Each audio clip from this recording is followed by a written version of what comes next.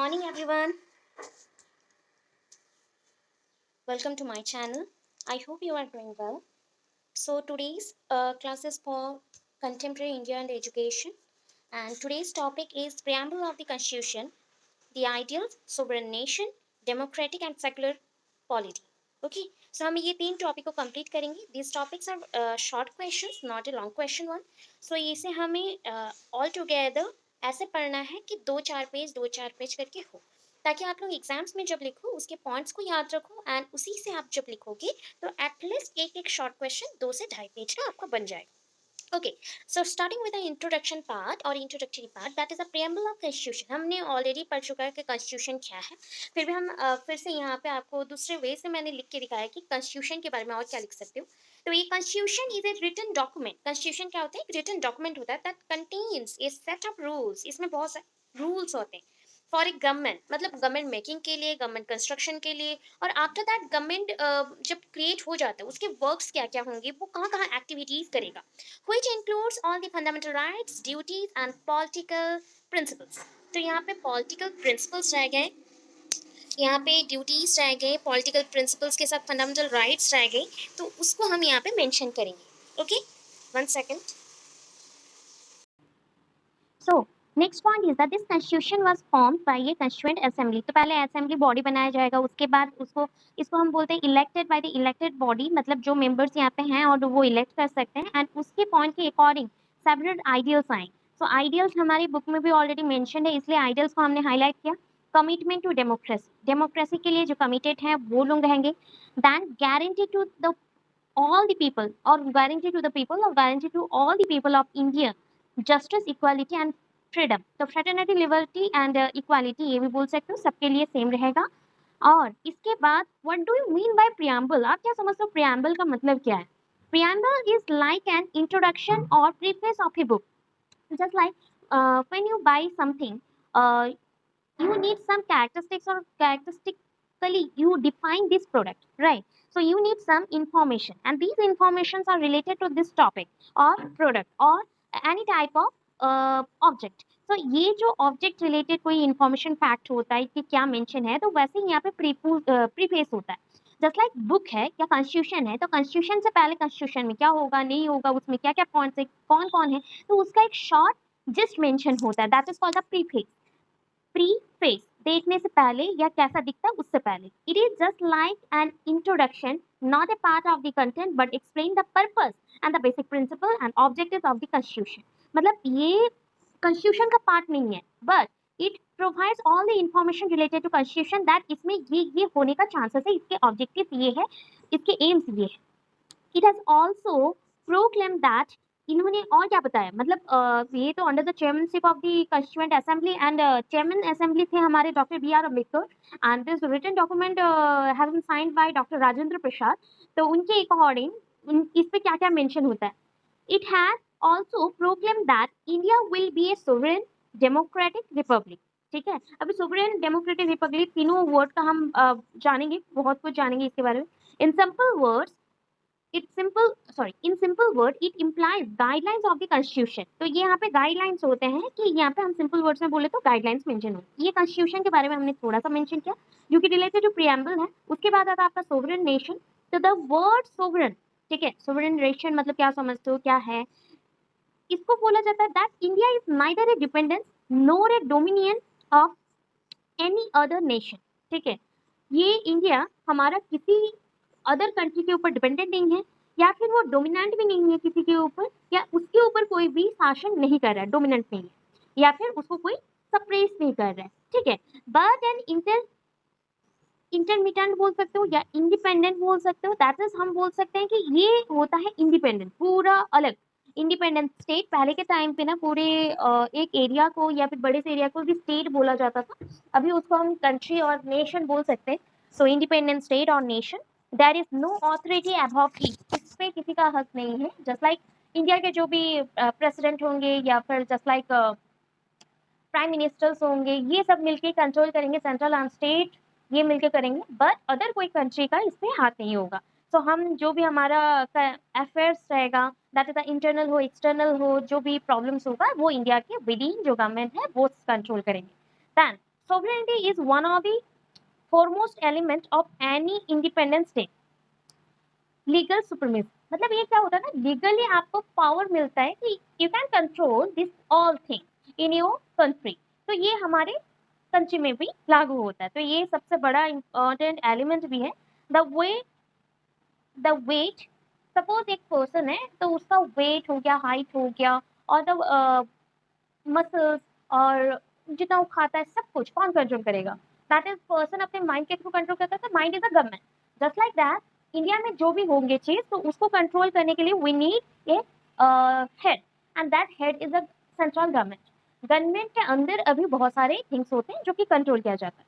अभी देखो the word sovereign means, इसको क्या समझाया गया? Sovereign means supreme. अब जाते हो सुप्रीम मीन्स, हम लोग सुप्रीम मीन्स गॉड थिंक करते हैं, बट इंडिया का अगर नॉर्मल नेचुरल थिंग में सुप्रीम बोला जाए तो ये जो फिजिकल बॉडी है दैट मीन्स हमारे गवर्नमेंट है उसी को बोला गया है। एंड उसके बाद जूरी स्टूडेंट्स, जूरी स्टूडेंट्स होते हैं हमारा जो जूरिडियश होते हैं, या फिर हमारा जस्ट लाइक बहुत सारे लॉ मेकर्स हैं, बहुत सारे पर्सन्स हैं गवर्नमेंट के अंदर पे, तो वो लोग मिलके ये कंट्रोल करते हैं। And the power of governing body to govern itself without any interference, कोई भी यहाँ पे इंटरफेयर नहीं करेगा, आउटसाइड सोर्सेस यहाँ पे इंटरफेयर नहीं करेगा, आपको पूछा जाएगा एंड उसके बाद किया जाएगा या फिर आपका हेल्प लिया जाएगा। द वर्ड सोवरेन इम्प्लाइज, तो आपने क्या समझा? India neither a dependence nor a dominion of any other nation but an independent state, ये बोला गया। From August 15 1947 to January 26 1950, that means 47 to 1950, so that is almost 3 years। but ये 3 years almost का बात बोल रही हूँ क्योंकि अगस्त 15 से लेके 1947 का 48 49, ठीक है, 48 49, बट टू 1950 का नहीं हुआ। तो 1950 का जनवरी हो गया। तो सो दैट इज यहाँ पे टोटल मैं टाइम पीरियड आपको बताती हूँ कि ऑलमोस्ट एक कॉन्स्टिट्यूशन को बनाने के लिए 2 साल, 2 years 11 months 18 days का टाइम लगा था। एंड ये 18 months का टाइम को हमने, सॉरी, 2 years 11 months 18 days का जो टाइम था वो देखो काउंट कर लूँ यहाँ से, अगस्त 15 1947 टू जनवरी 26 1950, 1950, इसलिए अगस्त 15 एंड अगस्त 15 के बाद जनवरी 26, ये जो दो पीरियड है, दो डेट्स हैं, हम लोग बहुत इसको इंपॉर्टेंस देते हैं। स्टार्टिंग डे एक है एंडिंग डे, जहाँ पे साइन अप हो गया bye doctor Rajendra Prasad and इसको इन्फोर्स किया गया पूरे कंट्री में। सो ये हो गया इंडिया पॉलिटिकल स्टेटस। ये डोमिनियन सिर्फ नहीं दिखाता है या फिर अंडर ब्रिटिश डोमिनियन में नहीं है, ये पूरा फ्रीडम वाला है। एंड डिक्लेयर किया गया उसके बाद कि हमारा country that is a sovereign Republic है, दैट इज गणतांत्रिक लोगों के थ्रू चलता है। However, Pakistan continued to be a British dominion until 1956। 1956 तक पाकिस्तान ब्रिटिश गवर्नमेंट के अंडर पे था, मतलब that means the British government ruled over Pakistan. Okay, then as sovereign country ये क्या क्या करता है? People India also enjoy sovereign power to elect their representative in election. So you know that the voting system of India. So voting system में क्या होता है कि some persons are there who stood up for their membership in the government assembly। so हम उसको election के through वहाँ पे इलेक्ट करते हैं एंड इलेक्ट वोट देते हैं, वोट देने के बाद जो जीतता है वो मेंबर होता है। तो they are the representative of our normal peoples, because हम लोग डायरेक्टली जब गवर्नमेंट से बात नहीं कर सकते, वो हैं जो कि हमारे लिए सोचेंगे। So that is a sovereign power जो वोट का आ गया। Help for parliament, state legislator or legislatures and the local bodies। Number 2 is the people have supreme right to make decisions। अभी लोगों के पास supreme rights है, that is the highest right। हमारे पास rights हैं कि we make decisions और we are making the ability of the decisions, और हमारे पास है we have the ability of decisions, so हम decision making कर सकते हैं। No external power can delegate the government of India। कोई भी external force यहाँ पे control नहीं करेगा या break भी नहीं कर सकता। Strengthen the nation, nation को strengthen provide करना है। so हमें हो गया 2 years 11 months 18 days for constitution making and under the chairmanship of the Dr. B.R. Ambedkar and the constituent assemblies bodies who are elected by the normal peoples, so or the MLAs of the government। then after that उसको बनने के बाद signed up by the Dr. Rajendra Prasad, इतना याद रखो। And इसके बाद चलते हैं the 4 terms related to the sovereignty. जो 4 टर्म्स हैं that is the first one is the, हम बोल सकते हैं कि यहाँ पे जो पॉइंट्स आते हैं हमारा वेस्टर्न कल्चर के अकॉर्डिंग, या फिर हम बोल सकते हैं इंटरनेशनल लेवल पे। तो वेस्टर्न और इंटरनेशनल टेरिटोरीज में, डोमेस्टिक अफेयर्स में सबका एक मिला जुला हाथ रहेगा, या फिर हेल्प रहेगा, दैट इज द नेशन को अगर कुछ प्रॉब्लम होता है, मेजर इश्यूज आते हैं तो इंटरनेशनल लेवल पे वो हाथ हेल्प करेगा। सो यहाँ पे मेंशन है, यहाँ पे वेस्टफैलियन सोवेरेनिटी, तो वेस्टफैलियन सोवेरेनिटी आप बोल सकते हो या फिर इंटरनेशनल हेल्प लिख सकते हो तो चल जाएगा वो। देन नेक्स्ट है domestic sovereignty, that is the it is actual control over a state excise by an authority organized within this state. तो ये होता है डोमेस्टिक, मतलब घरोई, मतलब हमारे स्टेट के विद इन कुछ भी इश्यूज है तो स्टेट गवर्नमेंट उसको सॉल्व करेगा। Interdependence sovereignty, it is the actual control of the movement across the country और across the states border.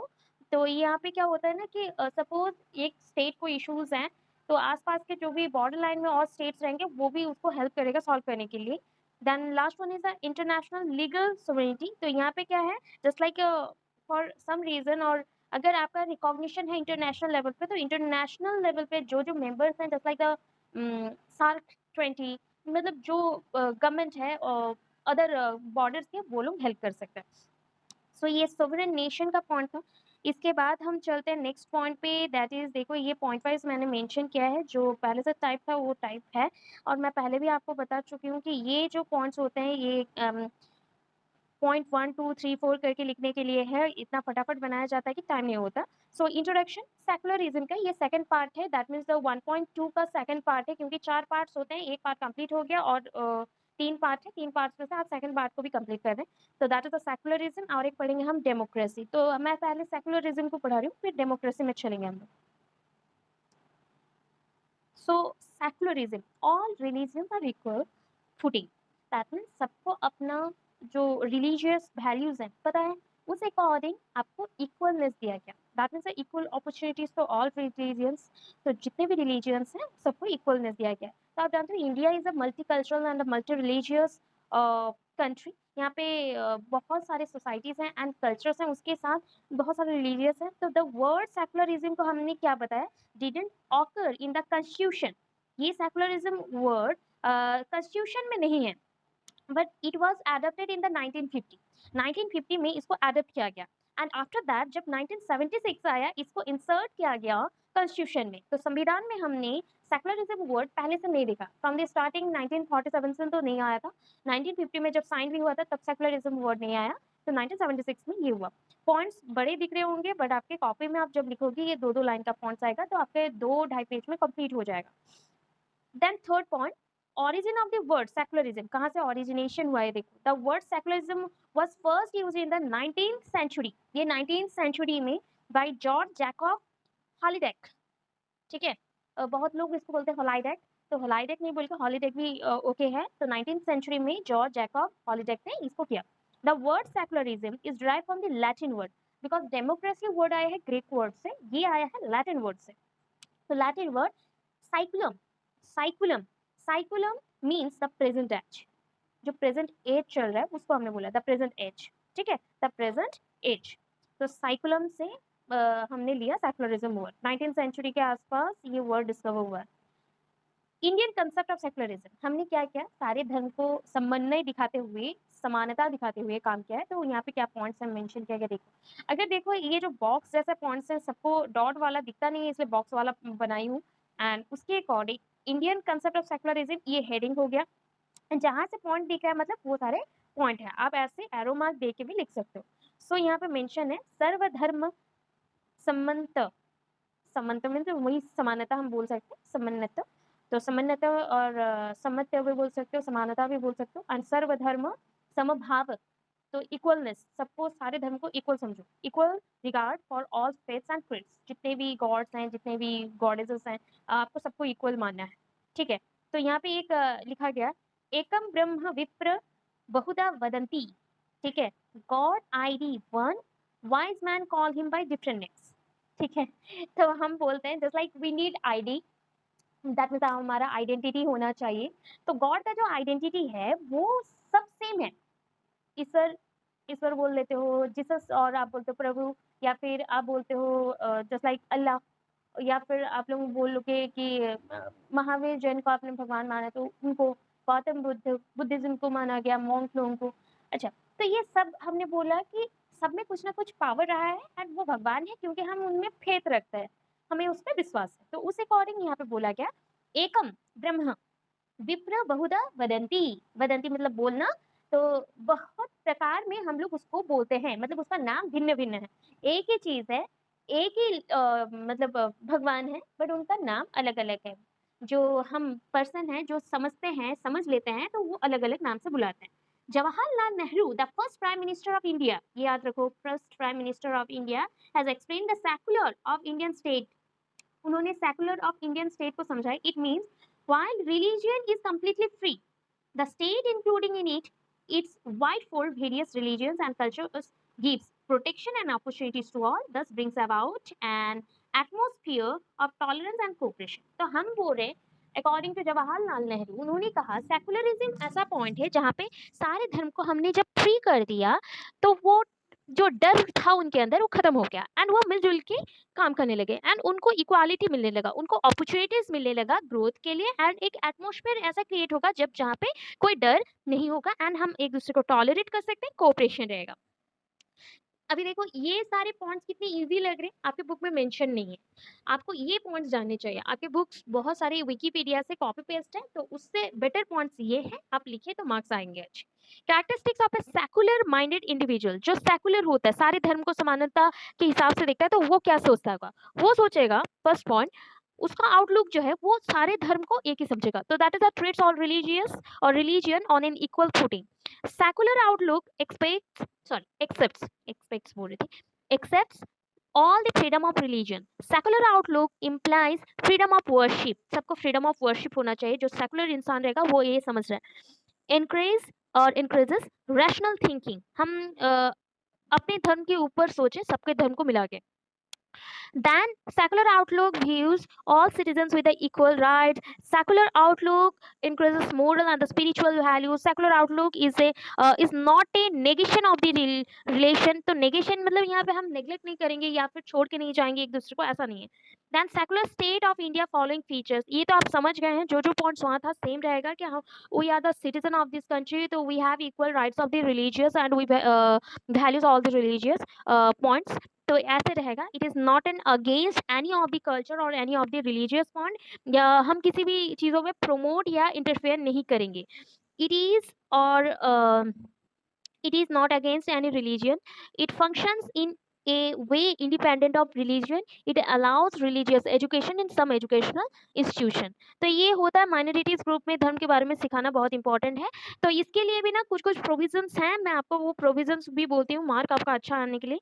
Article 15 provision of the discrimination on grounds of religious caste sex place of birth, and article 25(1) freedom of conscience, that means secular education आपको मिलना चाहिए, and secular point से आप सबको देखें ये होना चाहिए, caste sex place of birth के अकॉर्डिंग आपको डिस्क्रिमिनेट नहीं कर सकते हैं। सो ये पॉइंट्स हो गया। Reasons for imparting secular education, क्यों देना चाहिए सेकुलर एजुकेशन? सेकुलर एजुकेशन से मोरल वैल्यूज इंक्रीज होगा, सेकुलर एजुकेशन से बच्चों का डेवलपमेंट इंक्रीज होगा, लिबर्टी में लिबरल एटीट्यूड्स आएंगे, वैल्यूज मिलेंगी, वाइडर विजन्स होगा, अंडरस्टैंडिंग लेवल्स अच्छा होगा, एंड अदर जो रिलीजियस पॉइंट्स हैं उसको हम अच्छे से समझ पाएंगे। ये जैसे इंडिया में बहुत ज़्यादा दंगे हो जाते हैं कोई भी रिलीजियस पॉइंट को लेके, अगर पूजा पाठ होता है तो वो चीज़ नहीं होगा, हम अपने माइंड को कंट्रोल कर सकते हैं, ह्यूमनिस्टिक डेवलपमेंट कर सकते हैं, स्पिरिचुअल डेवलपमेंट कर सकते हैं। ये जो सोशलिज्म पॉइंट है ये सेकुलरिज्म का ही एक पार्ट है, आप यहाँ से चाहो तो स्किप कर सकते हो। यहाँ पे मेंशन है रसिया, मायो, कार्ल मार्क्स, लेनिन, जो ये पर्सन जितने भी थे रशिया के और मायो के, तो ये सब ने क्या किया 19th सेंचुरी के पास सोशलिज्म पॉइंट को भी डेवलप किया सोशल क्लासेस को शो करने के लिए। तो उसमें से सेवरल टाइप्स ऑफ सोशलिज्म को हमने देखा, that is the Christian socialism, और एक आया क्रिश्चियन सोशलिज्म के बाद डेमोक्रेटिक सोशलिज्म, देन आया गांधीयन सोशलिज्म, देन आया मार्क्सिस्ट और लेनिनिस्ट सोशलिज्म, एंड लास्ट अभी चल रहा है जो scientific socialism, because scientific knowledge को हमने डेवलप कर दिया। सोशलिज्म का पॉइंट्स आया जस्टिस के लिए, जो कि सोवरेन नेशन के बाद जो आपका सेकुलरिज्म पॉइंट को लेके सोशलिज्म डेवलप हुआ था। तो इतना है इंडियन कंसेप्ट ऑफ सोशलिज्म को, आप एक पॉइंट में सिर्फ समझाती हूँ मैं। तो जवाहरलाल नेहरू एंड और एक पर्सन है जयप्रकाश नरेन, तो ये दोनों good supporters of the socialism थे, जो कि सेकुलरिज्म के बाद इसी पे काम करे थे। And Gandhi ji so socialism as a way of life, Gandhi ji ने देखा था सोशलिज्म को या फिर सोशलिज्म को एक रास्ता, पथ प्रदर्शक जैसा अपने जीवन का, and greatest good of all, सारी चीज़ों में ये सबसे सर्वोपरि है, ऐसा बोला गया था एंड सर्वोदय समाज उन्होंने क्रिएट किया था। तो उन्होंने बोला कि इस समाज के अंदर हम लोग हाई लो ऐसा नहीं होगा, मतलब just like general ST SC ऐसा नहीं होगा, we are equal, we are equal. ये पॉइंट्स को फिर से लिखा गया है। सोशलिज्म का एम्स क्या है, आप चाहो तो स्किप कर सकते हैं कि थोड़ा बहुत लिख के आप छोड़ना, बिकॉज सेकुलरिज्म का ही एक पार्ट है सोशलिज्म, तो थोड़ा बहुत लिख के छोड़ दो। सोशलिज्म का एजुकेशन क्यों चाहिए, that is the dignity of labour maintain करने के लिए, धर्म को चलाने के लिए सोशलिज्म एंड करिकुलम क्यों चाहिए, ना बच्चों को democracy, duties of citizenship, equality of freedom, right, secularism, socialism, social reforms, non violence, ये पद पे चलाने के लिए, ये सब के ऊपर बहुत डिबेट्स होते थे ये सब सिखाने के लिए।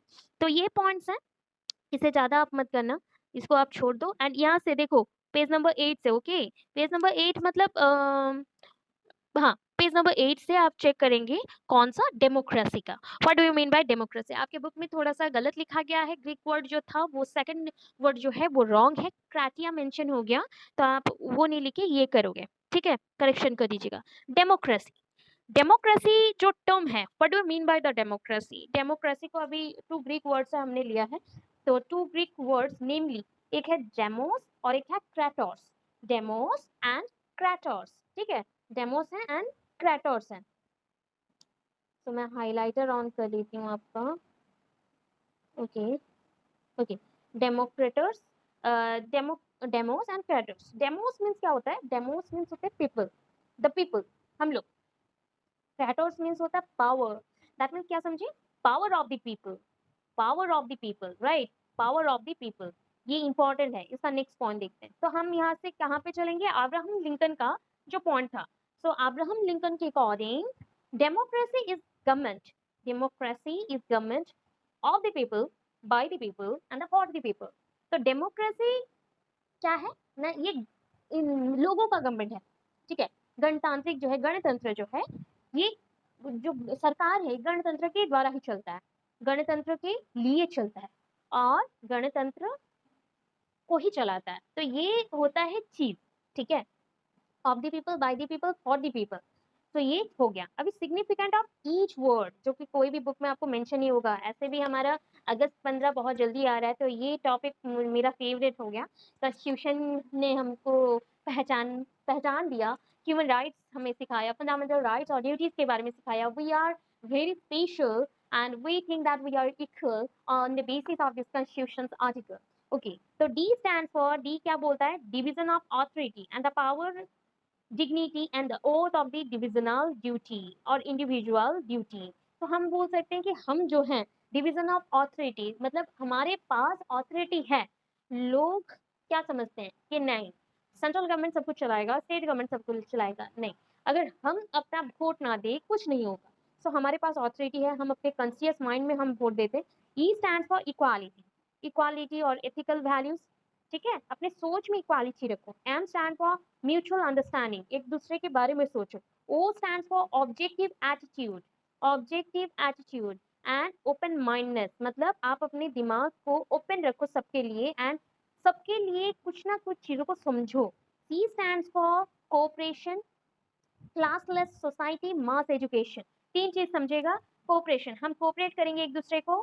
क्लासलेस सोसाइटी, हम यहाँ पे कोई भी सोशल क्लास नहीं चाहते हैं, हम सबने मिलकर डिवाइड कर दिया है। देखो आप लोगों का जो रॉन्ग एक कंसेप्ट रहता है कि ST SC general ABC OBC, ABC नहीं है एसएबीसी है, ओके सॉरी निकल गई, एसएबीसी ओबीसी, ये जो जितने भी क्लासेस हैं, ये कोई क्लासेस होना ही नहीं चाहिए according to democratic point of view. जो लास्ट इसका सी बोलता है, हमें ओनली नीडी पर्सन, जो नीड है जिनको, या फिर जो गरीब है एक्चुअली, उन्हें हेल्प करना चाहिए, ना कि जो लोग कास्ट वाइज देख के खुद को गरीब मान के बोलते हैं एंड बट उनके पास बहुत पैसा रहता है, उनको नहीं देना चाहिए कोई भी हेल्प। तो हमें classless society and mass education को सपोर्ट करना है। देन कंटिन्यूड डेमोक्रेटिक का आर स्टैंड्स फॉर, आर देखो क्या होता है। हम अभी तक डेमोस मतलब डेमोक्रेटिक में आ गए, जो हमारा सी से हुआ था, अभी आर है। R stands for rational thinking, मतलब दैट इज द सोवरेनिटी के बारे में सोचना, respect for others ideas. A stands for appreciation of the other culture, appreciation करो अदर कल्चर्स को, बिलीव्स को, एडल्ट एजुकेशन को बिलीव रखो। C stands for caring, and concern for other. हमें सोसाइटी में जब भी रहना है, इवन इफ आप अपने घर पे हो, आसपास के पड़ोसी हैं, तो आप एक दूसरे के बारे में सोचेंगे। Y stands for earning, for living and working together. हम अर्निंग करेंगे, एक्चुअली ये अर्निंग होगा, बट वाई से स्टार्ट किया गया तो अर्निंग बोला गया। Earning, earning for living. हम लोग एक दूसरे को सपोर्ट करेंगे अर्निंग के लिए भी, एंड एक साथ चलेंगे मिलते जुलते हुए। कभी किसी को हम कंपटीशन लेवल करो, बट कंपटीशन लेवल में किसी को हार्म मत पहुंचो। तो democracy and education in India क्या था?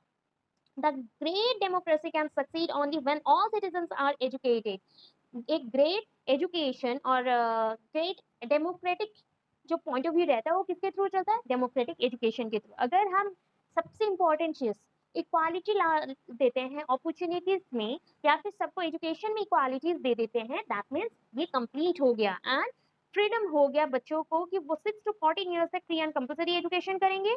The government is making efforts for this 5 year plan. 5 year planning होगा एजुकेशन के लिए। Government open many primary schools and expand universities. Education is being provided for the differently able, that means the disabled जो persons को हम उनको बुरा लगेगा इसलिए differently abled बोला जाता है, मतलब वो अलग है बट फिर भी कुछ कर सकते हैं। डीफ हो गया, डम्ब हो गया, ब्लाइंड हो गया, अदर चिल्ड्रन। वैसे ही और हम क्या करेंगे, ये ब्रॉड एजुकेशनल प्रोग्राम से क्रिएट करेंगे एडल्ट एजुकेशन के लिए। बच्चों को सिखाना है, government undertaken the massive task of eradicating illiteracy. बच्चों को ये भी सिखाने की गवर्नमेंट ने बहुत सारे पॉइंट्स और स्टेप्स लिए हैं कि हम इलिटरेसी को हटा सके।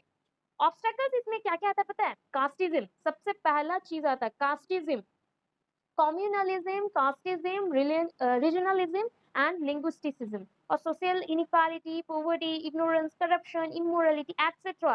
It is making effort to see that the intellectual development of the people is affected so that they understand their rights and duties and use their vote properly and carry out their responsibilities. तो हम क्या समझ रहे हैं, अगर democracy में क्या क्या ऑब्स्टेकल्स है जानते हो आप, चारों तरफ चल रहे, प्रोवर्टी है, देन इलिटरेसी है, कास्टिज्म है, सोशलिज्म है। तो ये सारे पॉइंट्स में अगर हम इक्वालिटी ले आते हैं तो दैट मीन्स लोगों को हम इलिटरेट से लिटरेसी की तरफ ले जाएंगे, प्लस लोग एक दूसरे को हेल्प कर सकेंगे, करप्शन से हम बच पाएंगे, वोट भी हम अच्छे से दे पाएंगे, अपने राइट्स के बारे में हम जान सकेंगे कि हमारे रेस्पॉन्सिबिलिटीज राइट्स क्या हैं। Importance of education in democracy. Education का इंपॉर्टेंस क्या है? तो education enables individual to understand his rights and duties, खुद के राइट्स एंड ड्यूटीज को समझने के लिए हेल्प करेगा। Qualities of brotherhood, appreciation of the other's point of view, qualities essential for the successful functioning of the democracy, dignity, a sense of personal value, political parties, evaluate merit, demerits, candidates contesting election, सबके बारे में हम समझ सकते हैं और खुद को हेल्प कर सकते हैं एक्सप्लॉइटेशन से बचाने को। सिग्निफिकेंट क्या है? एजुकेशन क्यों इंपॉर्टेंट है? क्योंकि एजुकेशन से हम सिटीजन बन सकेंगे, प्रॉपर वोट दे सकेंगे, गवर्नमेंट को प्रॉपर वे से चलाने के लिए हेल्प कर सकेंगे। Education is essential to a citizen to understand and discern intelligently the programme of political parties. जो प्रोग्राम ऑफ पॉलिटिकल पार्टीज हैं उसके नियम भी जानने पड़ेंगे, वो क्या क्या कर रहे हैं हमारे लिए उसको भी जानना पड़ेगा। Education is necessary to enable the citizen to prepare themselves for securing the means of livelihood. खुद को बचाए रखने के लिए खाना चाहिए या कुछ चाहिए, उसके लिए भी खुद को हम तैयार रख सकते हैं। एजुकेशन, बहुत लोग सोचते हैं कि एजुकेशन इसलिए चाहिए क्योंकि गवर्नमेंट जॉब करेंगे, या एजुकेशन इसलिए चाहिए क्योंकि वो बहुत बड़े पोस्ट में जाएंगे, बट नहीं। प्रॉपर थिंग है, पहला थिंग है, एजुकेशन हमें किस लिए चाहिए ना, एजुकेशन के थ्रू हम अपना जीने के लिए जो मिनिमम काम सीखना है या फिर काम करना वो कर सके। पहला थिंग अपना एटीट्यूड और स्किल्स, नॉलेज, ये सब को भी हम इंटेलिजेंटली यूज कर सके इलेक्शंस में, प्रिवेंट कर सके एक्सप्लॉइटेशंस को। यहाँ पे डबल ये रिपीट हो गया, तो ये सारे पॉइंट्स हैं। डेमोक्रेसी एंड करिकुलम में क्या क्या होता है? डेमोक्रेसी करिकुलम से आप स्किप करना चाहो तो कर सकते हो, कोई प्रॉब्लम नहीं है। Democracy and curriculum, principle of relating content to the aspirations needs of the people, principle of diversification of the courses according to aptitudes and the interest of the students, principle of vocational efficiency। दो तीन point बोल रही हूँ कि अगर हम एक साथ काम करें, अगर हमारा कोर्स भी वैसे ही बन जाता है तो हमारा वोकेशनल एजुकेशन में भी हेल्प हो गया, तो वोकेशनल जॉब मिलेगा, जॉब अपॉर्चुनिटीज मिलेंगे एंड बहुत सारे हेल्प होंगे। डिफरेंट टाइप ऑफ डेमोक्रेसीज है, बहुत सारे टाइप ऑफ डेमोक्रेसीज हो सकते हैं, बट हमने यहाँ पे 4 टाइप मेंशन किया। That is the first one is direct, second representative, third one constitutional, and fourth one is the monetary democracy। ये लास्ट पार्ट है। डायरेक्ट डेमोक्रेसी क्या होता है? जहाँ पे देखो एक चीज बता देती हूँ। Such an ancient Athens, all the citizens जो भी है, जितने भी है, ठीक है, प्लेब्स हो गए, स्लेव्स हो गए, वुमेन्स हो गए, मिलिट्री ट्रेनर्स हो गए, मेल्स हो गए, सब कुछ, are invited to participate in all political decision. इन लोगों को हम डायरेक्टली इन्वाइट करेंगे, तुम वोट देके पार्टिसिपेट कर सकते हो। रिप्रेजेंटेटिव डेमोक्रेसी क्या है? दैट इज यहाँ पे क्या था पहला में, डायरेक्ट डेमोक्रेसी में लोग तंत्र, दैट मीन्स लोग एक साथ मिलके वोट देंगे, मतलब कोई डिसीजन लेने के लिए वोट देगा। यहाँ पे इलेक्शन नहीं हो रहा, दैट मीन्स कोई पर्सन को सिलेक्ट करने के लिए जो हम कर रहे हैं वो नहीं होगा। हम ओनली ट्राई कर रहे हैं कि एट टुगेदर होके, एट दैट पॉइंट हम टुगेदर होके एक पॉइंट पे स्टिक हो, डिसीजन पे स्टिक करें, एंड वही हमारा, उसमें ही हम वोट देंगे कि इस पॉइंट को, जिस पॉइंट पे बहुत सारा जनमत मिलेगा उसमें हम लोग जनमत मत मिलेगा, हम उसी पे काम करेंगे। तो that is a direct democracy. Then आया हमारा रिप्रेजेंटेटिव। यहाँ पे वोट होगा simply to select one person और इलेक्ट सम पर्सन जो कि हमें रिप्रेजेंट करेगा हमारे प्रॉब्लम्स को सॉल्व करने के लिए। Australia is a representative democracy. Okay, example भी मेंशन है, एक क्विज का भी एक क्वेश्चन है। देन आया constitutional democracy. In a constitutional democracy, constitutional ये कॉन्स्टिट्यूशनल आउटलाइंस, ये constitution outlines who will represent the people. एक कॉन्स्टिट्यूशन बनाया जाएगा जो कि रिप्रेजेंट करेगा लोगों को। Just like Australia is also a constitutional democracy. जब वहां पर रिप्रेजेंटेटिव डेमोक्रेसी नहीं रहेगा तब होगा। मॉनिटरी डेमोक्रेसी क्या होता है? डेमोक्रेसी क्या होता है? पॉलिटिकल साइंटिस्ट, एक पॉलिटिकल साइंटिस्ट है जॉन कैन, ठीक है, सजेस्ट दैट ये एक नया type of new form of democracy is evolving in which the government is constantly monitored. यहाँ पे मॉनिटरी मीन्स पैसा देके नहीं होता है, मॉनिटर जस्ट लाइक स्कूल में मॉनिटर होता है, तो वैसे थिंक कर लीजिए जो मॉनिटर है वो गवर्नमेंट है, एंड जो अदर स्टूडेंट्स हैं they are the normal peoples, they are the weak. तो उसके बारे में हम जानेंगे। And different type of private agencies होंगे, गवर्नमेंट एजेंसीज होंगे जो जाके पब्लिक एजेंसीज होंगे एंड पब्लिक के लिए काम करेंगे। सो ये हो गया पॉइंट पहला। सो इतना ही है। आई होप आपको समझ आया हो। समझ आया तो लाइक शेयर कमेंट कर देना। ये कोई इशू हुआ तो मुझे बोला। एंड ये जो ऑस्ट्रेलिया एक एग्जांपल है, आप इंडिया भी दे सकते हो constitutional democracy and representative democracy में, बिकॉज ये दोनों हमारे इंडिया में भी है। So thank you so much, thanks for watching my video.